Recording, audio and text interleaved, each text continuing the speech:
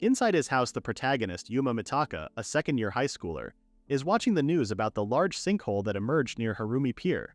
Although the sinkhole is being described as a small-scale dungeon, it will be considered the sixth dungeon that has appeared in Japan if the authorities acknowledge it as such. Shifting his attention to his phone, Yuma was watching a video in which a person visited Sapporo's White Dungeon. Arriving at the 18th floor, the man encountered what he described as fairy-looking monsters. With just his thunder magic, the man was able to defeat the monsters and obtained a magic gem.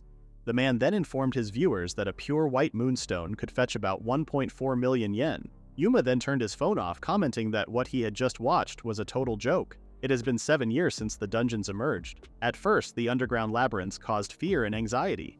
Nowadays, it is considered a major industry that has been accepted by society. Magic gems born from the unknown created in the dungeons are used to perform magic. Even though something so unrealistic appears, only a few people end up profiting from it. Those backed by large corporations, those with high physical abilities recognized by the government, and lastly, those who are popular in the first place and can get sponsors.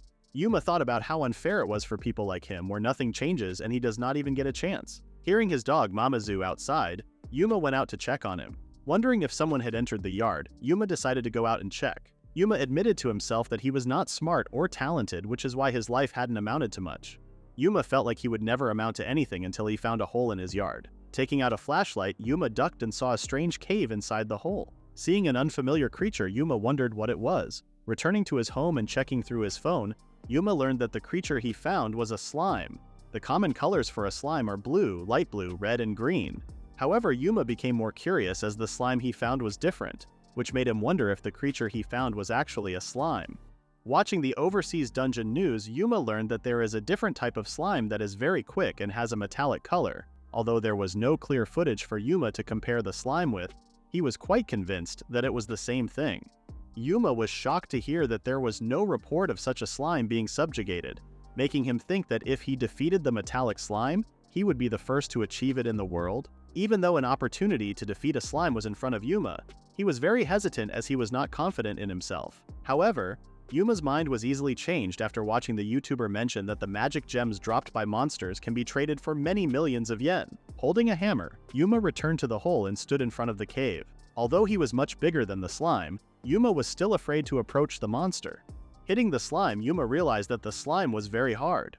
Shocked when the slime suddenly bounced all over the cave, Yuma was not able to protect himself and ended up getting hit by the slime. Applying ice to the bruise he received, Yuma then warned Musou not to go near the hole, portraying the metallic slime as a vicious monster. Wondering how he could defeat the slime, Yuma tried searching on the internet. However, he only became more enraged when he read a report that even a child could defeat a slime. Reading about the abilities of the slime, Yuma wonders if the monster in the cave is truly a slime, as it did not possess the typical qualities of one. Reading the article further, Yuma learned that powerful monsters in the depths of dungeons could only be defeated through the use of magic. Unable to use magic, Yuma was left with no choice but to give up. In a split second, Yuma remembered that metal is weak against fire, which made him wonder if fighting the metallic slime with fire would be effective. Returning to the hole, Yuma had now armed himself with a burner that is used for home barbecues.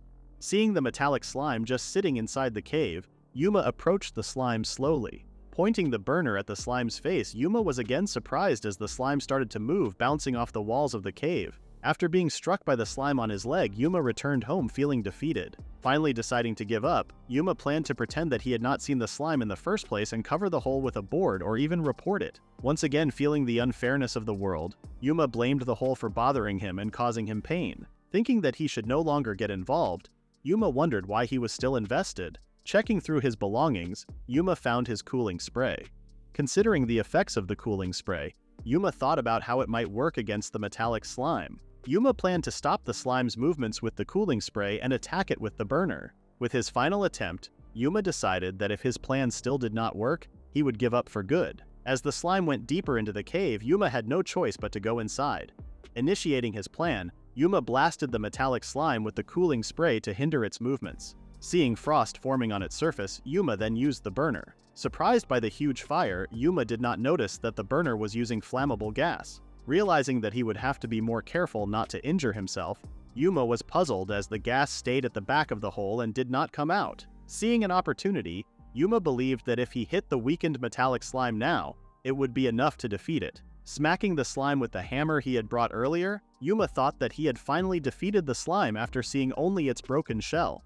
Although no magic gems dropped, Yuma still felt happy about defeating a slime. The next day, Yuma was awoken by Musou barking. After heading downstairs, Yuma was told by his mother that their dog had been barking all morning and ordered him to check it out. When Musou dragged Yuma to the hole, Yuma had a gut feeling. Removing the boards, Yuma confirmed that his feeling was correct as the slime had returned inside the cave. At the International Dungeon Research Organization in Tel Aviv, Israel, a research expert named Ethan Noble was staring at a stone tablet. Ethan was then approached by his assistant, Clark Griffin, who informed him that he never got tired of looking at the stone tablet no matter what. The huge stone tablet, discovered on the middle floor of the world's deepest dungeon, Orpheus, bore an inscription stating that the king of the monsters had awakened, and that the world would head toward the path of destruction. Walking to school, Yuma felt exhausted as he could only think about the slime day after day. Yuma was surprised when his childhood friend, Kaede Ichinose, greeted him from behind. Kaede was disappointed in Yuma for not greeting her properly. Kaede then pointed out how Yuma used to barely make it to school on time but now was getting to school quite early. Commenting on how they would be in year 12 when spring came, Kaede wondered if Yuma had become self-conscious. Kaede asked Yuma if he knew what Rui had been doing lately. Yuma did not have an answer for Kaede since he was in a different class from Rui.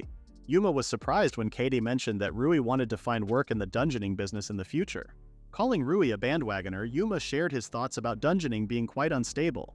Yuma looked puzzled when Kaede informed him that the dungeoning business was currently booming.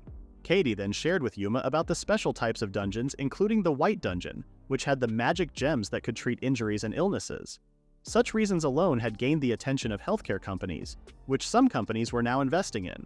Kaede was amazed by Rui, as he already had a clear future in mind.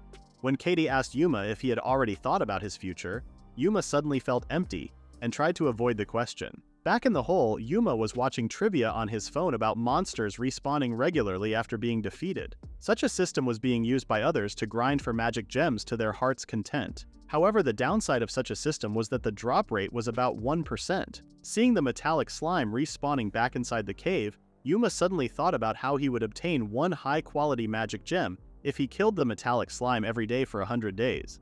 Knowing that the metallic slime was a rare monster, Yuma believed that a magic gem from a rare monster would likely fetch $1 million. Yuma could not contain his excitement just thinking that he would get $1 million every 100 days. Suddenly remembering Kaede mentioning how amazed she was by Rui, Yuma came to his senses and disregarded what he was thinking as he became solely focused on his new plan of getting rich, which involved the metallic slime. As Yuma became excited, he never once realized the difficulty he would face in achieving his easy future. Killing the metallic slime day after day, Yuma became more and more depressed since there were no magic gems dropping.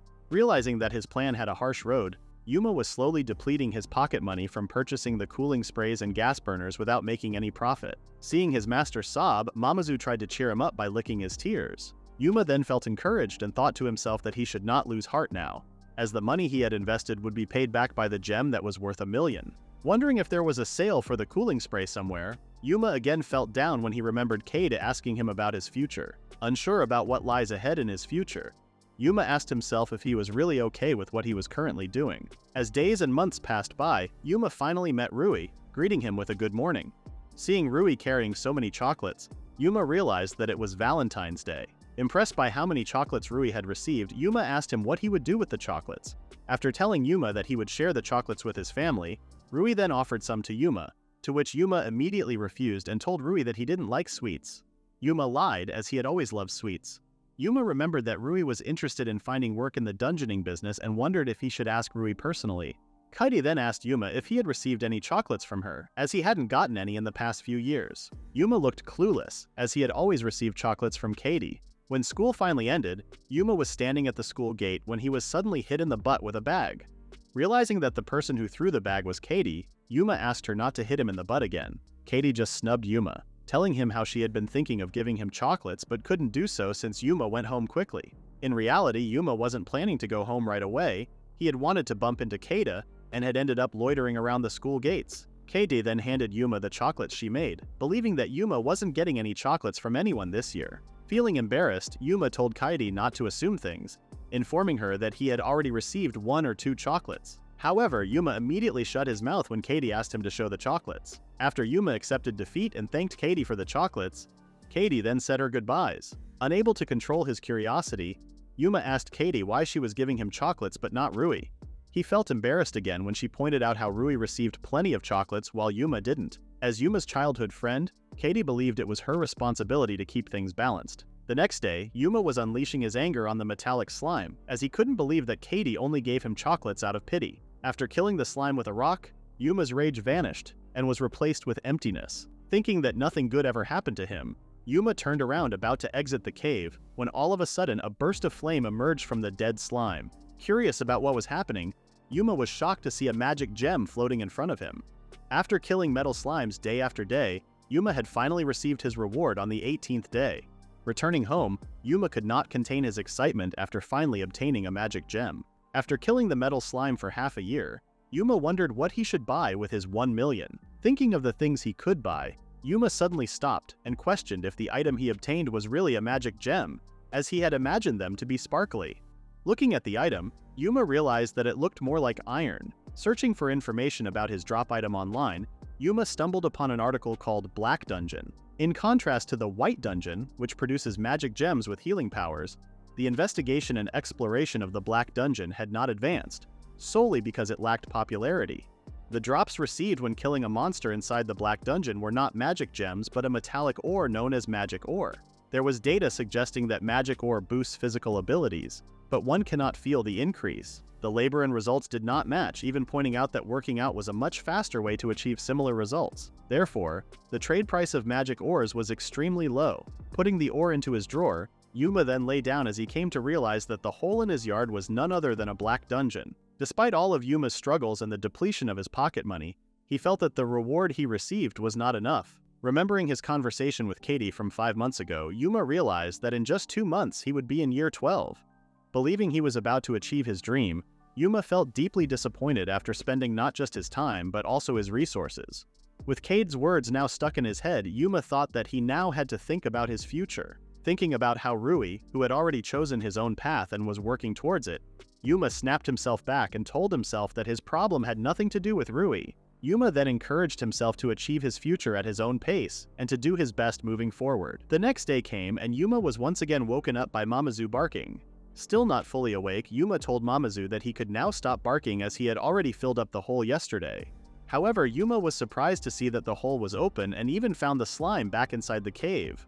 Exhausted and without profit, Yuma pleaded with Musou to stop barking at the slime.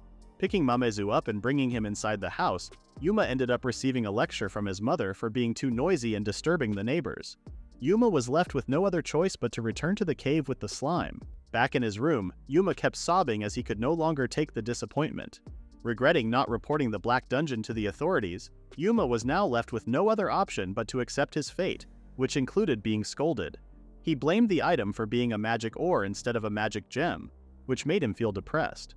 Yuma suddenly thought of an idea. Since he could not sell the magic ore, he figured he might as well use the magic ore himself. Watching tutorials and guides online, Yuma learned that by swallowing a magic gem or magic ore, one would be able to use magic. It was also noted in the tutorial that the gems and ores contained mana, and those people who did not have mana but tried to consume the item would not gain its magic benefits. One last reminder in the guide was for people to check their mana index first before consuming the item. After watching the tutorial, Yuma guessed that he should have a good amount of mana after killing the metal slime so many times. Checking online, Yuma learned that he could buy the mana index meter just like purchasing an electrical appliance. After spending $100 of his own money, Yuma was able to purchase the mana index meter.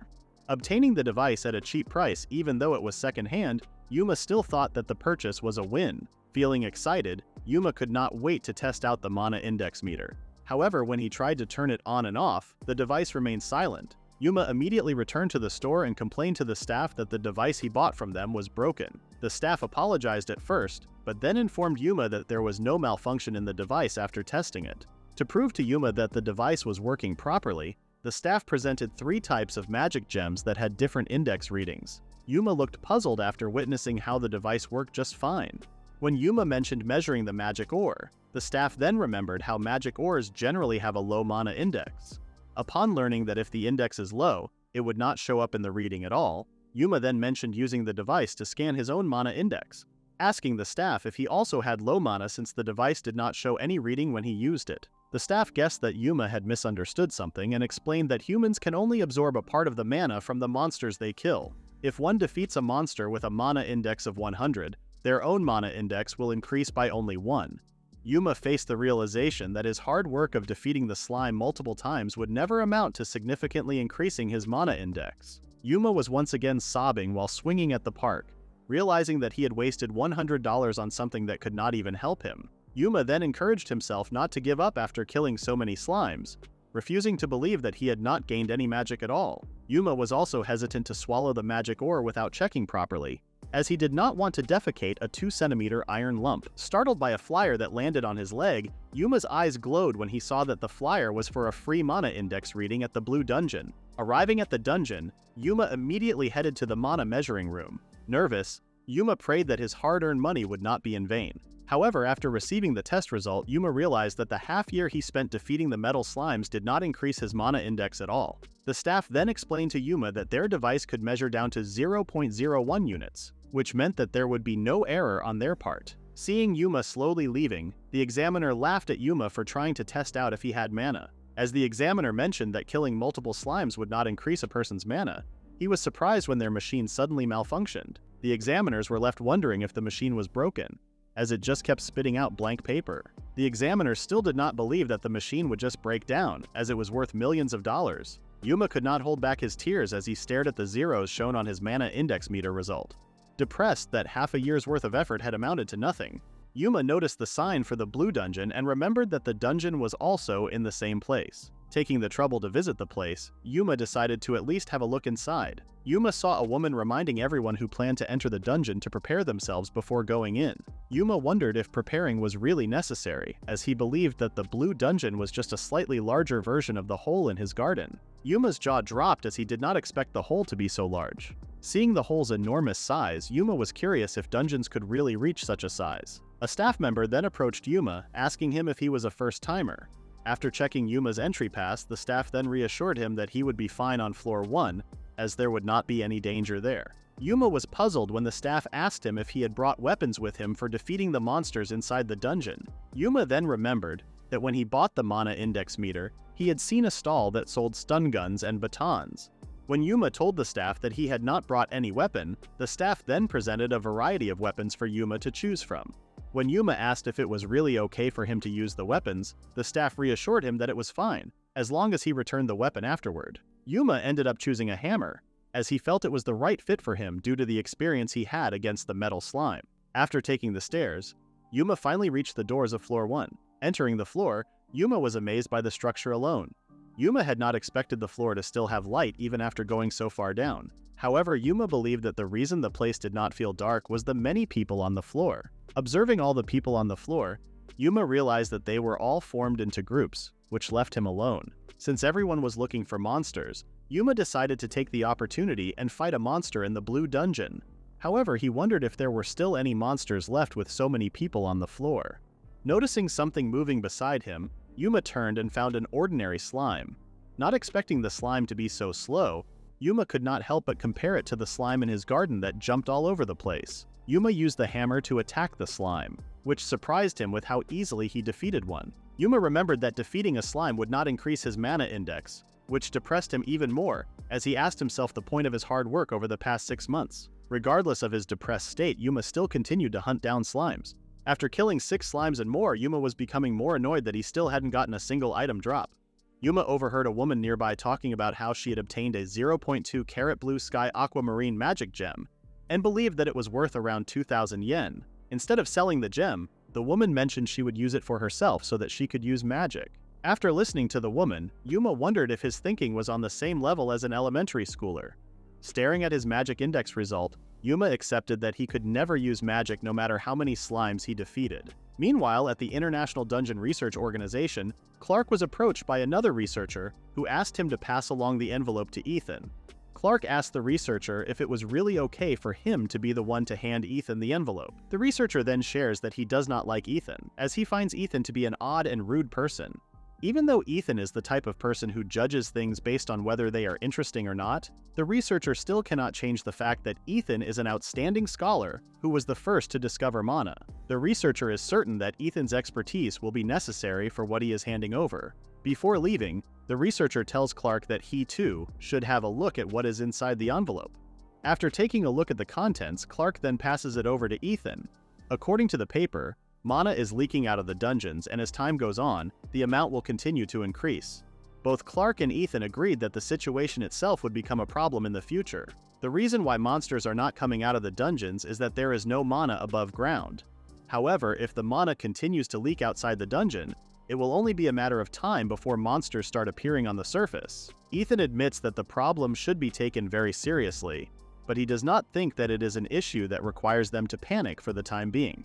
When Clark asks Ethan why he is so carefree after receiving such an important report, Ethan points out that the increase in density is still negligible, and that the only monsters likely to come out of the dungeon will be low-level monsters, which pose no immediate danger. After giving Clark a piece of advice, Ethan then informs Clark that there is something more important in the report. According to the report, the mana density in the upper levels is gradually rising, which means that monsters from deeper levels will start moving upward. Even after sharing this crucial piece of information with Clark, Ethan reassures him that they do not need to worry about that problem as there are other issues that take precedence. Curious, Clark asks about the problem Ethan is referring to. Ethan asks Clark if he understands what mana overflowing outside dungeons entails. Ethan shares with Clark the possibility that people might be able to use magic outside the dungeons. Later that night, Yuma was in his room, wondering what he should do next. Since the start of summer break, Yuma had defeated the metal slime without fail. It took Yuma 181 days to get his hands on the magic ore drop. Although the magic ore's magical effect and value are considered insignificant, Yuma still wants to use the magic ore as a form of celebration. Even though Yuma is very eager to try the magic ore, he still could not use it. Researching magic ores online, Yuma learned that there are essentially no records of them. Wondering if his magic ore contains any mana at all, Yuma regretted not having the magic ore tested at the Blue Dungeon's measuring device. The quickest way for Yuma to check if the magic ore is usable is to consume it.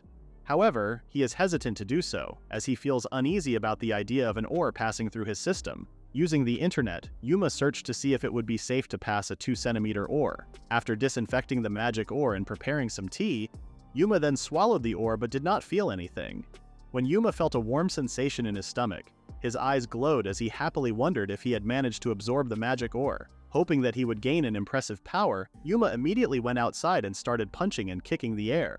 Breaking a sweat, Yuma realized that a person can only use magic inside the dungeon. Yuma was startled when Mamazu began barking at him.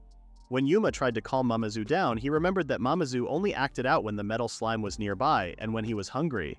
When Yuma tried to pat Mamazu, he looked confused when he saw that his own hands had changed. As Yuma was running towards his room, his mother began to wonder what he was up to since Mamazu still hadn't stopped barking. Looking at his own reflection in the mirror, Yuma saw that he had turned into metal. Wondering if what was happening to him was the result of the magic ore, Yuma was then startled at how pitch black and sharp his arm had turned. With the magic that turns one's body into metal, Yuma then questioned the logic of how he could use magic outside of the dungeons. Questioning what type of magic he had obtained, Yuma suddenly wondered if he could even go back to normal. Finding his new appearance very terrible, Yuma tried to encourage himself that he would not have a metal appearance for the rest of his life. Spiraling down, Yuma kept telling himself to turn back. Yuma finally broke down as he couldn't return to normal. Wondering what his next steps were, Yuma then blamed the metal slime for what had happened to him. Noticing how he looked exactly like the metal slime, Yuma then grabbed his hammer and hit his wrist. Not feeling any pain, Yuma was able to confirm that he was just as hard as metal. Using the tools he had used to fight against the metal slime, Yuma also confirmed his theory that he was weak against fire and cold. Noticing how his skin slowly turned normal, Yuma became extremely happy. Relieved that he was no longer all metal, Yuma then made fun of himself for being startled by how he looked. No longer feeling the metal sensation, Yuma wondered if that was the limit of the magic ore. The next day, Yuma tested out his theory and was able to turn into metal again. Yuma used the ore expecting nothing, like taking an exam without studying and not expecting that he would awaken an actual ability after being told that he had a 0 mana index. Seeing how his skin turned back to normal, Yuma was able to confirm that he could only be in the metal state for 5 minutes, and then return to normal. When Yuma tried to turn to metal again, he looked puzzled as he remained normal. Yuma guessed that he could only use his ability once a day. With his awakened ability, Yuma thought that he would be a big help inside the dungeons. Using his ability and fighting in the lower levels, Yuma believed that beating the monsters would be like a walk in the park. Imagining that he would also become like the streamer he had watched the day before, Yuma watched a video in which the streamer shared with everyone that the monsters in the deeper levels could not be defeated with physical attacks, as they had sturdy bodies capable of withstanding gunshots and shelling. The streamer also shared that there were different varieties of monsters, starting from fire-breathing dragons, strange wind-blowing birds, a demon clad in lightning, and even a spirit that controlled the cold. All of the monsters that were mentioned could only be defeated by magic and magic alone, as the streamer stated. Yuma, whose attack capability is physical and weak against both cold and fire, realized that he is still useless. Thus, Yuma is still unable to think of a way to use his ability. Thinking about his future is something that Yuma regularly worries about, but in the end, he just decides to laze around while envying the rich and famous people. Since Yuma had nothing better to do, he decided on going to a bottom-tier university that had low entry requirements. Even though Yuma thought that beating the slime was a bother, he still continued beating the metal slime every day as a morning routine. Spending his time every day lazing around, Yuma did not notice that a year had already passed since he discovered the metal slime. Meanwhile, inside the Red Dungeon in the Ibaraki Prefecture, people were running for their lives and calling for help as they encountered a dragon with sharp scales. The woman who was about to be devoured by the dragon was fortunately saved by Louis, who was only using a knife. With one slash, Louis was able to inflict a serious injury on the monster. When the monster was about to use its power, Louis hastily covered the monster's mouth with his coat, creating a blind spot. He then stabbed the monster in its throat, defeating it in the process. Louis was then approached by the others, asking him if he was all right. Louis reassured the others that he was fine, as the coat he borrowed for the trial session saved him by being fireproof. Wanting to make sure that Louis was indeed fine, the man asked for his name. Louis then shared his name and told the man that he was a third-year high school student. After the incident, Louis was now sitting in an office when a person came in and introduced himself as Ishikawa of the Elseed Corporation, the supervisor for the dungeon trial session that happened the other day. Ishikawa thanked Louis for saving his employees and then proceeded to inform Louis that the monster he defeated had its vital points precisely pierced. When Louis was asked by Ishikawa if hitting the weak spots of the monster was his plan, Louis responded that it was his plan as he had studied up on the monsters in the dungeons. In the case of the monster Louis encountered, he had already studied it and was able to recall its weak spots. Impressed by Louis, Ishikawa then asked him to hold out his hand. Ishikawa handed over the magic gem that the monster dropped, known as the Vermilion Silver Ruby. Ishikawa believed that Louis deserved the gem as he was the one who defeated the monster. With a mana index of 700, Ishikawa estimated that the ruby would fetch around 14 million yen at market price. Shocked at how expensive the ruby was, Louis was hesitant to take it. Ishikawa pointed out that during the trial session, the one who defeats the monster will take home the item drop. Not only does Louis deserve the gem, but Ishikawa also believes that the gem would be useful for Louis in the future, and asks him to take it with him. Days passed by and it was already the 12th of December. Yuma still felt sleepy and turned off the television as he did not want to listen to celebrities or famous people. Yuma's attention returned to the television when the news reported that the dungeon trial being held by Elseed encountered trouble when a salamander appeared. It is known that salamanders usually inhabit the 10th floor and lower, but it surprised everyone when it appeared on the upper floors. Yuma's heartbeat increased when he saw and heard in the news that a woman was rescued by a high school student. Not just any student, but none other than Yuma's childhood friend Louis. Arriving at school, Yuma immediately saw Louis at the school gate being interviewed. When Louis was asked if he was afraid of facing the salamander, Louis responded that he was so absorbed in fighting that it overcame his fear. Yuma was shocked when he heard that the magic drop Louis obtained was worth 14 million yen. Yuma was even more surprised when Louis informed the reporter that he would not sell the magic gem, as he planned to use it for himself. Louis then announced that with the help of the magic gem, he planned on becoming a seeker in the future. When Yuma heard that Louis was being recognized by Elseed, he asked Kaede what Elseed was. Surprised that Yuma did not know about Elseed, Kaede informed him that it was the biggest dungeoning corporation in Japan and the company that Louis wished to join.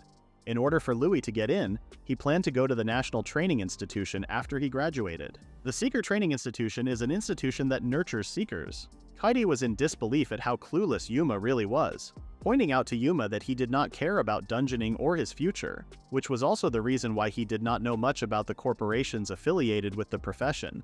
Kaede revealed to Yuma that she planned on joining Louis and entering STI after they graduated. With the ability to use healing magic through the white magic gem, Katie pursued the idea of being a messiah. Yuma told Katie that being a seeker was really hard and that there was a high chance she might not become one. Katie informed Yuma that she had already spoken with Louie and taken an aptitude test, which revealed that she had potential. As Katie finally found her dream for the future, she wanted to try her hardest to achieve it. Thinking about dreams and the future, Yuma realized that his friends, whom he deemed a rival, and the person he thought he'd be with forever, had now found something they wanted to achieve while he was stuck with nothing. As Yuma asked himself what he should do with his future, he couldn't think of anything that interested him at all that related to his future. However, Yuma also had no plans of giving up, knowing that he had to do something to avoid being left out. Pulling out his books, Yuma believes that the only difference between him, Katie, and Louie is their scholarly ability. In order to catch up with his childhood friends, Yuma plans to start studying seriously.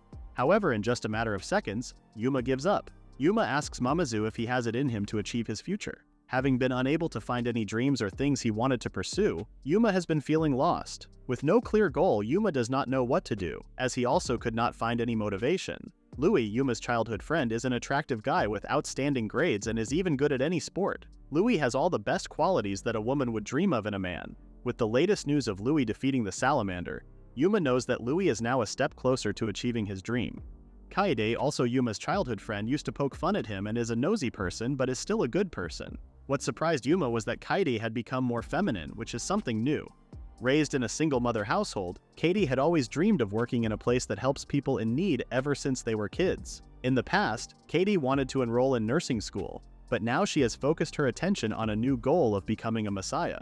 Learning about what his childhood friends are trying to achieve, Yuma has no doubts that they can achieve those goals.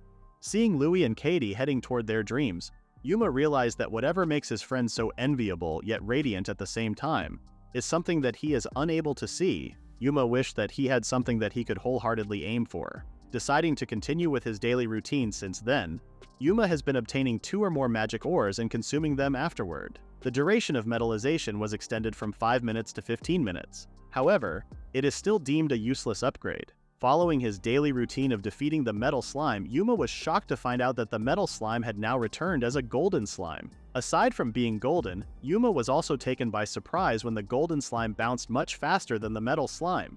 Yuma tried using the cooling spray. However, the spray does not work. Finally facing a new type of opponent, Yuma pulled out all of his tools as he was determined to defeat the golden slime. After an exhausting battle, Yuma was able to defeat the golden slime. Picking up the drop from the golden slime, Yuma immediately recognizes it as another magic ore. However, the ore is golden. Later that night, Yuma tried searching online about the golden magic ore, but could not find any results at all. Using the mana index meter, Yuma was able to find out that the ore still had 0 mana. Although Yuma can use the golden ore, it is most likely that it has no value as a magic gem. Seeing how the magic ore looked a lot like gold, Yuma thought that he might be able to sell it.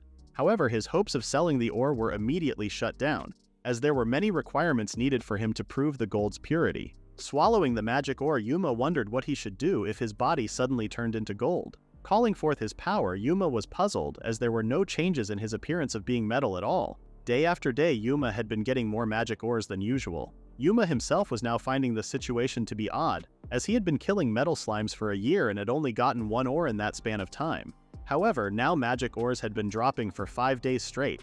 There was only one thing that came to Yuma's mind, which was that the golden magic ore increased its user's luck by raising the drop rate to 100%. Yuma then wondered if his new advantage also worked for the drop rate of magic gems. As Yuma wondered if his struggles were finally over, he planned to test it out by killing normal slimes in the blue dungeon.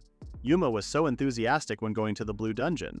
However, he became depressed again when he returned with no magic gems. After his visit to the blue dungeon, Yuma continued with his routine and ended up obtaining 14 magic ores. After consuming enough magic ores, Yuma's metallization could now be maintained for a maximum of 70 minutes. Just when Yuma was about to wallow in his situation, he could not believe it when he saw another color variation of slime. After the golden slime, a red slime had now appeared. Yuma was then taken by surprise when the red slime suddenly attacked him. Not angry, Yuma pointed out to the red slime that he did not like using his ability, as it ripped up his clothes. However, he also could not back down from a one-on-one challenge. Now fully metal, Yuma easily deflected all of the red slime's attacks. Using his burner to inflict damage on the slime, Yuma looked puzzled as the slime was not hurt at all, making Yuma believe that the slime was immune to heat. Using his phone, Yuma searched online for how to defeat the slime. Following the article he found, Yuma prepared his newly devised weapon against the red slime. Planning to cover the red slime with rust, Yuma was very confident that he would achieve victory. When Yuma finally defeated the red slime, he was very happy. However, when he returned to the black dungeon the next day, he was surprised to see the slime reviving again, but now sporting a different color variation. Upon learning that the new slime was immune to cold, Yuma once again faced another obstacle. Preparing flammable materials for his fight with the slime, Yuma once again achieved victory against the new type of slime. When Yuma returned to the black dungeon the next day, he was no longer surprised to see another slime with a different color. After defeating the new colored slime, Yuma was able to collect 4 more colored magic ores, making him wonder what was happening as he now kept on fighting different types of slimes. Although Yuma had a lot of questions that he wanted answers to, he decided to consume the new magic ores for now, since it would still not change the fact that what he obtained were ores, which were something he could not sell. Yuma then removed his clothing, as he wanted to see for himself the changes in his body. Activating his metallization power, Yuma looked puzzled as he saw himself in the mirror, now sporting a different appearance. Yuma then became worried as an object grew out of his head. Seeing how scary his new look was, Yuma told himself that he would return to normal once his skill wore off. He almost forgot to search for information about what he had consumed. For white dungeons, they generate white or transparent magic gems that enable the user to wield healing magic. For red dungeons, they enable the user to wield fire magic. For the blue dungeon, they generate blue magic gems that enable the user to wield water magic. For yellow dungeons, they give the opportunity to allow a user to wield lightning magic.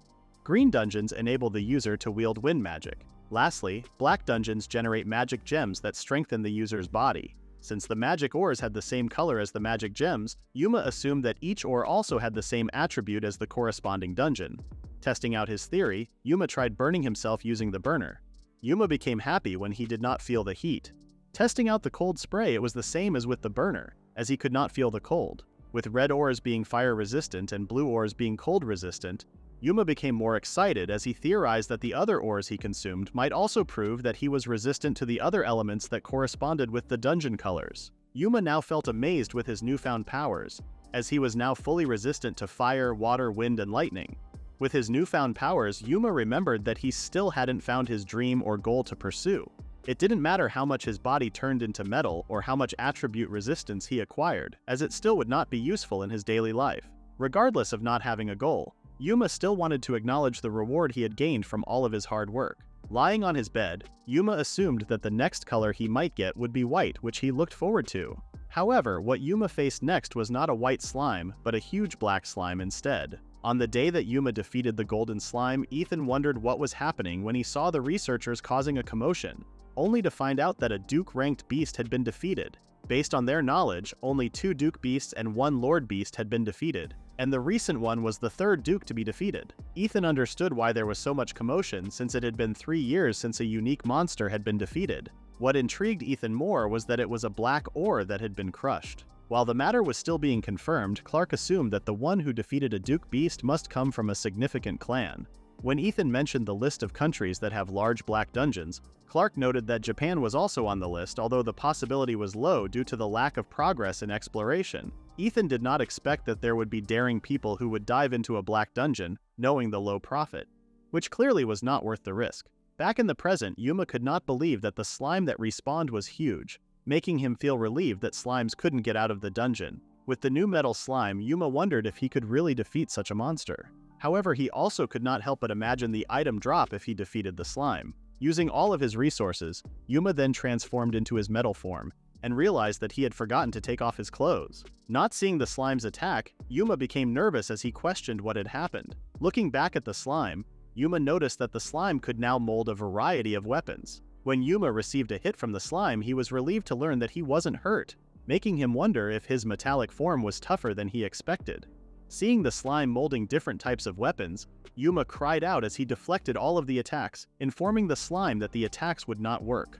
Although the attacks did not hurt, Yuma's clothes still suffered significant damage and were now badly torn. Yuma was still confident that he would win, as not only was he unharmed, but he also still had sprays and burners at his disposal. After fighting for an hour, both Yuma and the slime were exhausted. Yuma then wondered what his next step should be, as he had now used up all of his sprays and burners. Anger welled up in Yuma when the slime knocked his hammer away, an object Yuma had used since the beginning. Pissed off, Yuma punched the slime with everything he had, defeating it in the process. When Yuma finally returned home, he ended up receiving an earful from his mother.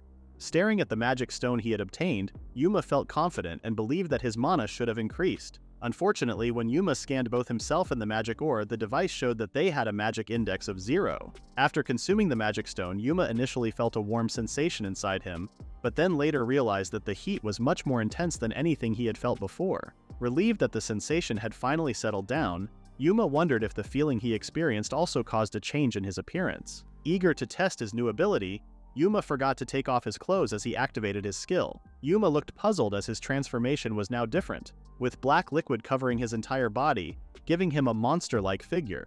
With his newfound strength, Yuma wondered if he had also gained other special abilities, like the giant slime's weapon transformation. Testing his theory, Yuma immediately confirmed it when he was able to form various types of weapons in his hand. Yuma also learned to move in a liquid form, which even startled Musou.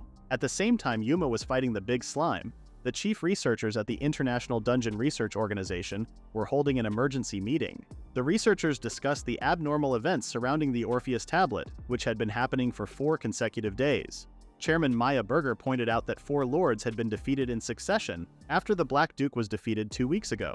The physicist, James Bright, pointed to the biologist, Li Haoran, insinuating that their country was hiding something. As the two got into a heated argument, Ethan then interjected, asking everyone if entering 4 dungeons simultaneously was even possible in the first place. In the past, a lord found in America had been defeated by 15 seekers, including the Flame Emperor Albert, also known as the strongest seeker. Even the group with such powerful seekers still encountered 7 casualties. James then informed Ethan that they had no explanation for why the ores on the tablet were breaking. Ethan shared his thoughts that their assumptions might have been wrong from the start. The ores on the tablet were arranged in a colored pattern, and everyone assumed that monsters from dungeons of the same color were involved. With the question in their minds of whether the red, blue, yellow, and green lords that were defeated came from the same dungeon, the researchers believed there might have been an unreported dungeon. Expanding on his theory, Ethan suggested that the person who defeated the Duke in the newly discovered Black Dungeon had continued to defeat the lords in quick succession. Although all they had was speculation,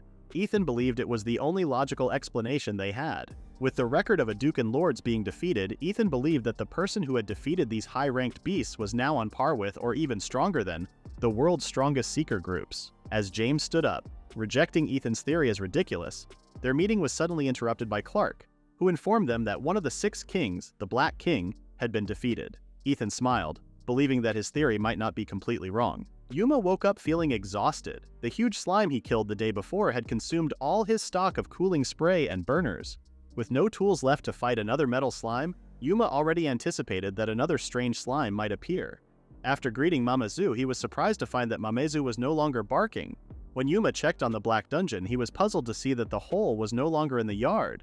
He began to wonder if the slime he killed yesterday was the boss that permanently closed the Black Dungeon upon its defeat. Annoyed that the hole had suddenly vanished, Yuma tried to think of the advantages of its disappearance, such as no longer needing to wake up early in the morning to hear Musou barking. Returning to his usual route, Yuma felt dazed.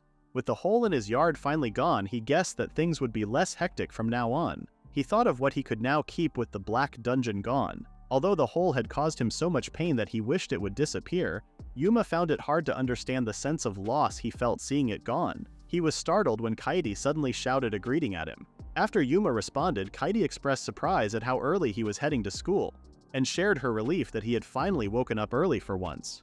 Yuma, however, thought to himself that he couldn't tell Kaidi how fighting the huge slime had taken so long and made him late the previous day. Instead, he lied and told her that he had simply overslept. With the Black Dungeon no longer in his backyard, Yuma believed he wouldn't be late anymore and reassured Kaidi that she wouldn't have to worry about him being tardy again. Later that night, Yuma was staring at a piece of paper. Following the advice of those around him, he had taken the entrance exam for a university that accepted him as long as he submitted the necessary documents. With campus life awaiting him in the spring, Yuma wondered if he was truly content with his decision. All his life, he had never had a specific goal or dream, which was why he never fully immersed himself in anything, as his interests were always shallow. Despite being aware of the kind of person he was, Yuma continued pretending otherwise, which only made him feel lamer. However, looking at his phone's search history, it was filled with dungeon-related topics. He remembered how he had spent most of the past year in the Black Dungeon in his yard. Although he hadn't had any admirable motivation behind his actions, he had still given it his all. Yuma never thought he would chase an unrealistic dream, knowing that his past self would have viewed such ambitions cynically. Now, however, Yuma felt confident in saying that he wanted to become a seeker. He opened the website for the STI, located in a semi-government Sector 3. The training institution was established 2 years ago. It is the first place in Japan to successfully capture monsters. As it doubles as a research facility, it conducts daily research on dungeons and monsters, including the development of cages, rooms, and artificial dungeons using magic gems. The institution aims to discover and cultivate talent through a 6-month curriculum. Exams are held every 2 months, and those who fail are expelled. For the self-promotion class, Yuma lists his abilities and explains how he acquired them. He notes that he is resistant to fire, water, lightning, and wind. His second power, which he obtained from the huge slime, is the ability to transform parts of his body into weapons, something he believes no other seekers can do. Another power Yuma has is the ability to transform into a metal form. By visualizing a gel-like state, he can transform himself into liquid metal, enabling him to move through narrow spaces. Yuma suddenly becomes nervous as he realizes that if others learn about his powers and their origin, he could be exposed for breaking the law. Upon further online research, Yuma learns that entering and exiting a black dungeon is strictly regulated compared to other dungeons. Discovering the laws associated with black dungeons leaves him frightened. Determined to avoid trouble with the government, Yuma decides to hide his abilities. He writes down his second weakness, the inability to use magic. He then focuses on his third and biggest weakness, the need to join an organization qualified to enter dungeons. Only corporations and certain government-authorized groups are allowed to explore deeper levels. To address this, Yuma plans to seek employment at a dungeoning corporation. Realizing the challenges he might face after the entrance exam, Yuma wonders what he can do next. The following day, Yuma hides behind a door and calls for Katie's attention. When he tells Katie that he needs a favor, she is surprised as he suddenly bows and asks her to teach him how to study. Kaide is curious about Yuma's sudden change of heart, knowing he has already been accepted into a university. When Yuma mentions that he wants to learn more about dungeons, he apologizes after Kaede realizes he is trying to enter STI. After some reflection, Yuma tells Kaede that he is serious and wants to do his best. Acknowledging his resolve, Kaede informs Yuma that STI emphasizes aptitude tests more than written exams. If Yuma studies diligently, his chances of passing the written test will not be 0. Knowing Yuma's tendency to complain, Kaede asks if he is truly ready for the challenge. From that day on, Yuma focused on studying. On the day of the examination, both Yuma and Kaede arrived at STI's main building. Kaede informed Yuma that he would be on the 4th floor, while she would be taking the Messiah exam on the 2nd floor. After finishing the written test, Yuma was surprised at how smoothly it went, making him feel even more indebted to Kaede. Although the written exam was over, Yuma was still very nervous because the main exams were next. Without knowing how the practical exam would be conducted, Yuma could only wonder what the test would entail. Overhearing his mumbling, another student informed Yuma that the exam involved fighting a monster kept by the institution and measuring the candidate's mana gain afterward. Happy to find someone her age, the student introduced herself as Kagurazaka. Kagurazaka was even more pleased when she learned that she and Yuma were the same age. After their mana indices were checked, they were both informed that their values were 0. Kagurazaka encouraged Yuma, saying there was no problem starting at 0, and pointing out that the important factor was how much mana one could gain moving forward. She further explained that mana is a seeker's lifeblood, and that to use powerful magic for longer periods, a significant amount of mana is needed. She also mentioned that a barrier created by magic could protect the body and even reflect bullets. The acquisition of mana varied greatly between individuals, and even if 2 people defeated the same monster, the amount of mana gained could differ. She referred to this as the mana gain rate. An examiner then instructed them to stab the slime and have their mana indices measured again after defeating it. Kagurazaka was startled when she heard Yuma express concern that his mana index might not increase. Yuma was puzzled when Kagurazaka assured him that passing was still possible even if his mana index was low. She explained that some people have a low mana gain rate but a high upper mana limit, and this varied from person to person. With newfound confidence, Yuma believed that his hard work would now pay off. Slapping both cheeks, he told himself not to get cold feet and to do his best. An examiner called for everyone's attention and warned them about the possibility of injury during the test, asking them to listen carefully.